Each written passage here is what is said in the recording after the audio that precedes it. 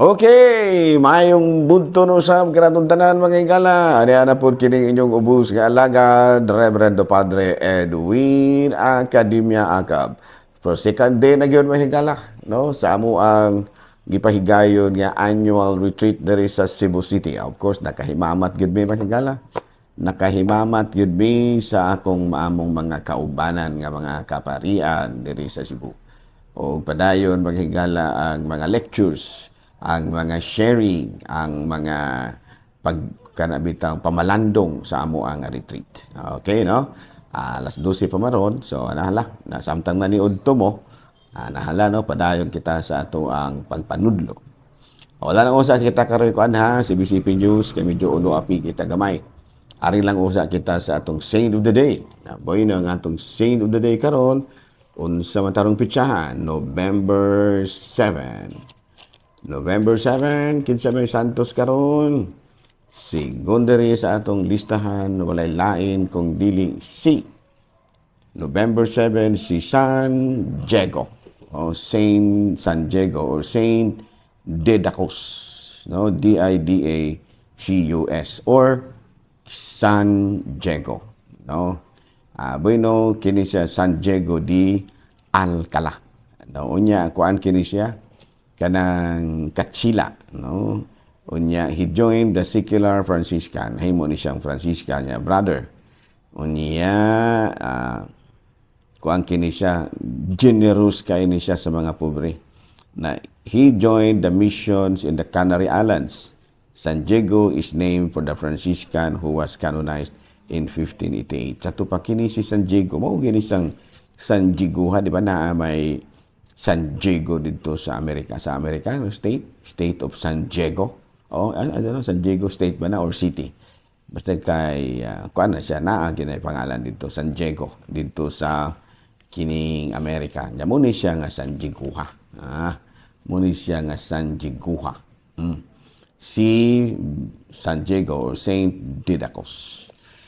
Okay, panayon tama gala, ari na kita sa ato ang catechesis. Doon ay mga pangutana diri. Okay, another first question karong buntaga. What is the purpose of natani humanata ning mao nga okay, kini na lang. Pader, kun adunay laing relihiyon nga gustong magpahilog, kini bang masakiton ba? Pwede na ba? Ang tubag ni Ana sa Canon 844, Article 4, if there is a danger of death or if the judgment of the diocesan bishop or of the Episcopal Conference, there is some other grave and pressing need, Catholic ministers may lawfully administer the same sacrament to other Christians not in full communion with the Catholic Church who cannot approach a minister of their own community and who spontaneously ask for them, provided that they demonstrate the Catholic faith in respect and are properly disposed. Ato pa, ang pangutana, pwede ra ba padre nga among pahilugan ang kining among pasyente nga laing relihiyon? Abino, kung naa sa baba sa kamatayon, o niya matod pa may pagtugot gyud gikan sa obispo or the Episcopal Conference, munya dunag gyud kana bitong gikinahanglan na gyud kayo kay murag nag-ungaw na gyud sa kamatayon. Unya ikaduha, wala pod ang ilahang matod pa ministro niya nagpakita gyud siya nga sa buhi pa siya, sa may pa siya glawas. Dili bitaw siya ba kanang wala bitaw siya nanguntra sa Katolikong simbahan.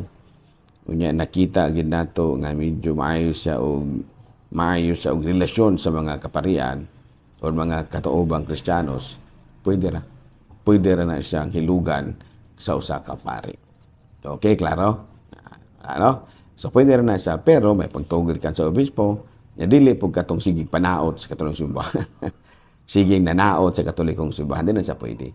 Ang kinahanglan nga, katurag yung medyo ba nakighugoy-hugoy rapod sa mga membro sa Katolikong simbahan. Okay? Another question. Laing pangutana.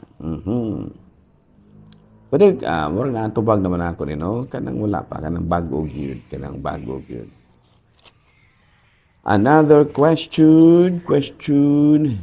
Kumusta naman daw may higala? Haay ra mo o katingala ha nga nung walay pare ron din ha sa inyong lugar.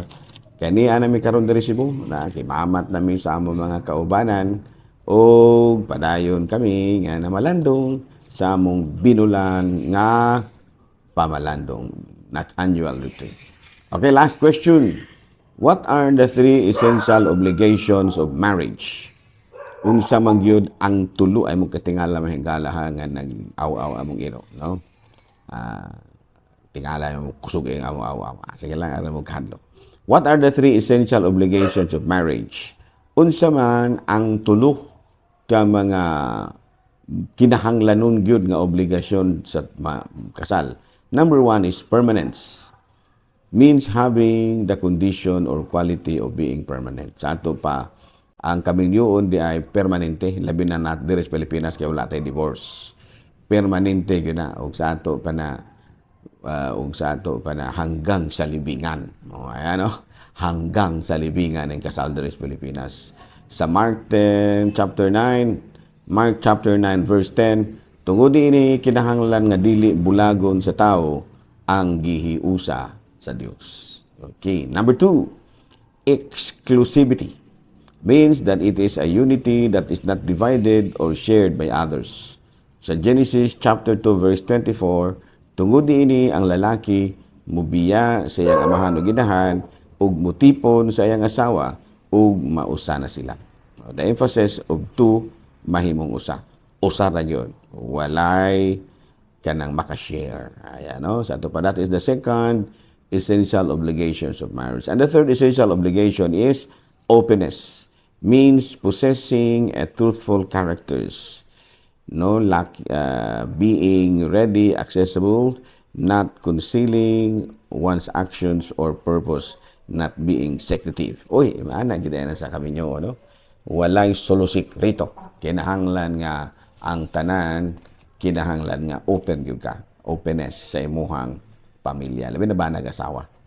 No? So what are the 3 essential obligations of marriage? Permanence, exclusivity, and openness. Bueno, no, dali taro mahigala no kay daghang kay paulahaton pa. Daghang salamat sa inyo pakiguban kanako adlaw karon nga Martes, pizza 7 na kini sa bulan sa Nobyembre o gayam po ninyo mahigala kay niya namin karon sa Cebu padayon sa amuang retiro diri sa Cebu Convention Center. Daghang salamat og bayong mudto Pilipinas.